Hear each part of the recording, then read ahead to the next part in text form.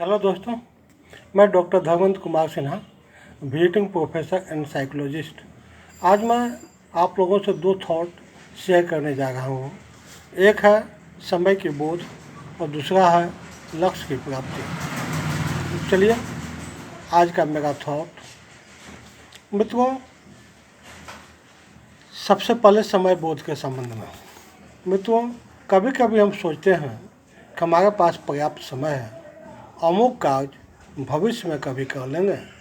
इसी भ्रांति में जीते अनेक मनचाहे कार्य लटक जाते हैं और बुढ़ापा पसर जाता है। अबूझ अस्मिता है समय, किसी का कटता नहीं कि किसी के पास होता नहीं। जीवन में जो चाहा जैसा चाहा वो मिला या नहीं, इस पर निर्भर है कि क्या खाने पीने दैनंदिन आवश्यक कार्य निपटाने से इतर आपका कोई बड़ा लक्ष्य है। यदि हाँ, तो क्या उसे पाने के लिए आपने आवश्यक समय दिया।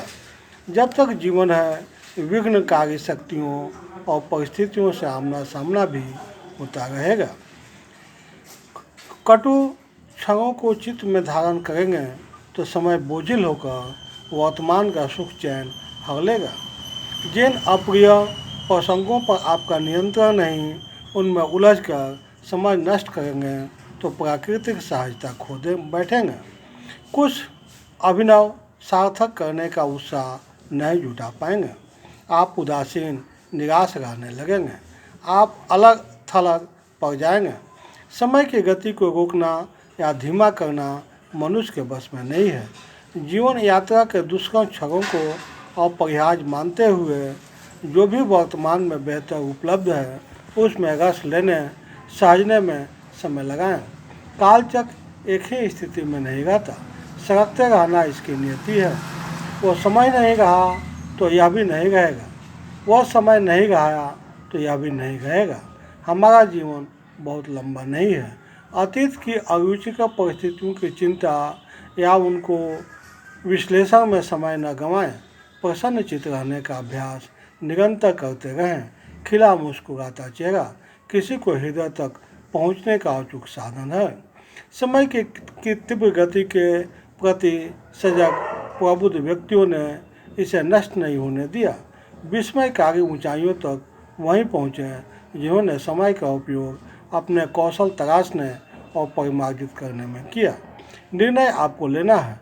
समय की आंधी में गुम हो जाएं या ऐसा कार्य करें जिनका सुखद प्रतिफल स्वयं को और भावी पीढ़ी को मिले।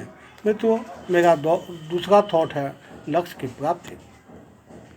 मित्रों, स्वामी विवेकानंद अमेरिका के प्रवास पर थे। वहाँ भ्रमण के दौरान उन्होंने देखा कि एक पुल के पास कुछ लड़के नदी में तैर रहे अंडों के छिलके पर निशाना लगा रहे थे, लेकिन किसी का निशाना नहीं लग रहा था। यह देखकर स्वामी जी ने एक लड़के से बंदूक ली और खुद निशाना लगाने लगे। स्वामी जी ने एक के बाद एक 12 निशाना लगाए और सही निशाना सटीक बैठा। लड़कों ने उत्सुकतावश पूछा, आपने यह कैसे किया? स्वामी जी ने कहा, यह सब ध्यान की शक्ति से संभव हुआ है।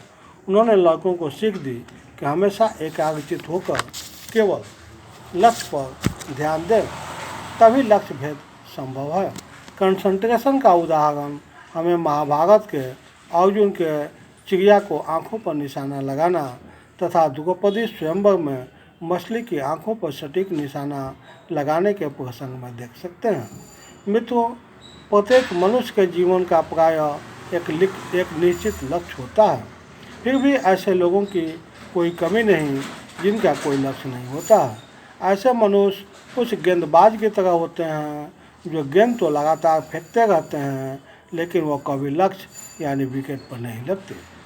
वास्तव में लक्ष्य विहीन होना उस बिना पता लिखे उस लिफाफे की तरह है जो कभी भी कहीं भी नहीं पहुंच पाता। इसलिए यदि लक्ष्य निर्धारित नहीं होता तो परिणाम विपरीत होता है। इसलिए सर्वप्रथम आपको अपना लक्ष्य चुनकर उसे पाने के संकल्प के साथ आगे बढ़ना चाहिए। अपने लक्ष्य प्राप्ति की दिशा में असफलताओं का आप पर कोई नकारात्मक असर भी नहीं होनी चाहिए। लक्ष्य प्राप्त करने में कितना समय लग रहा है उससे विचलित होने की आवश्यकता भी नहीं है। स्मरण रहे, अच्छा भोजन भी वही होता है जो धीमी आंच पर देर तक पके, इसलिए निरंतर प्रयास करते रहना चाहिए। प्रयास जितना प्रभावी होगा, परिणाम उतना ही आपकी अपेक्षा का अनुरूप होगा। ऐसे में लक्ष्य को जितनी शीघ्रता से तय कर लिया जाए उतना ही बेहतर, क्योंकि इससे उसकी प्राप्ति के प्रयास भी उतनी ही शीघ्रता से शुरू हो जाएगी। मित्रों, मैंने आज जो 2 थॉट शेयर किए, इसकी उपयोगिता आप तब समझ पाएंगे जब आप इसे अपने जीवन में इम्प्लीमेंट करेंगे। मित्रों, कोई भी थ्योरी तब तक आपके लिए उपयोगी साबित नहीं होगी जब तक आप इसे अपने व्यवहार के धरातल पर नहीं उतारेंगे। साथ ही आप मेरे यूट्यूब के कमेंट बॉक्स में अपना सजेशन भी शेयर करें कि इस वीडियो आपको कैसा लगा। अंत में आप मेरे वीडियो को देख रहे हैं, समय दिए, इसके लिए so many thanks to you. मित्रों, यूट्यूब पर लगभग मेरे 350 वीडियो हैं, जिसमें मैंने लाइफ के लगभग हर डायमेंशन को टच करने का कोशिश किया है, जैसे education, career, relationship management, time management, personality development, communication skill development, anxiety, tension and depression management, time management. आप उसको देखिए, उससे लाभ उठाइए और साथ ही साथ ज़्यादा से ज़्यादा लाइक शेयर सब्सक्राइब कीजिए ताकि कुछ ह्यूमैनिटी की भी सर्विस हो सके। अंत में so many thanks to you.